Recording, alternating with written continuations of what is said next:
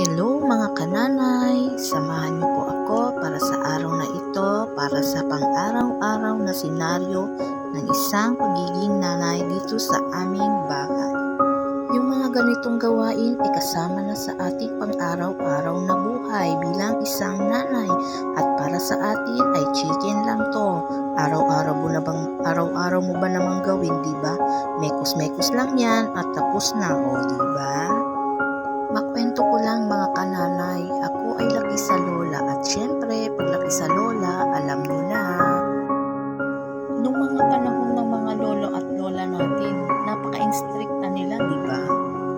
Ang lola ko dati, naaalala ko, may stick siya ng kawayan, dala-dala niya yan palagi, pati sa higaan, sa pagtulog, katabi niya yan. Yan ang naging katulong ng lola ko sa pagdidisiplina sa akin.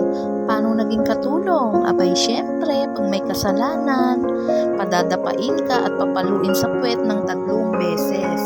May kasama pa yan na kurot sa singit na pinong-pino. Aray ko po, pagkasakit-sakit.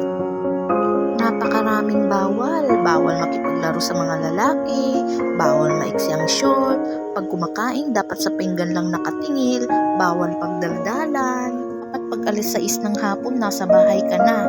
Kailangan maunahan mo ang mga manok dahil pag hindi mo naunahan, ganito ang kanyang linya. Ay nako, ang mga manok andito na, nakauwi na, nakadapo na sila sa puno, ikaw nandyan pa sa galaan. At syempre, tayo ay mapaparusahan. Dapa, palo sa puwet ng 3 beses. Mabait naman si lola ko. Sa panahon talaga nila, instricta sila. Siguro nga, yung mga ibang laki sa lola na kagaya ko, baka mas mabigat pa ang mga parusa nila na naranasan. Pag kinikwento ko sa mga anak ko, noong ako ganito, ganyan, papaluin na ako, kayo, naku, napakatigas ng mga ulo nyo. Sagot naman ng mga anak ko, alam nyo mga nanay kung anong sagot nila, ganito. Ano ba yan mama, paulit-ulit na lang, pang ilang beses mo na yan sinasabi sa amin, yan, pang 100 times na, paulit-ulit, ginagambala mo na naman ang kaluluwan ni lola. At yan, magtatawanan na kami.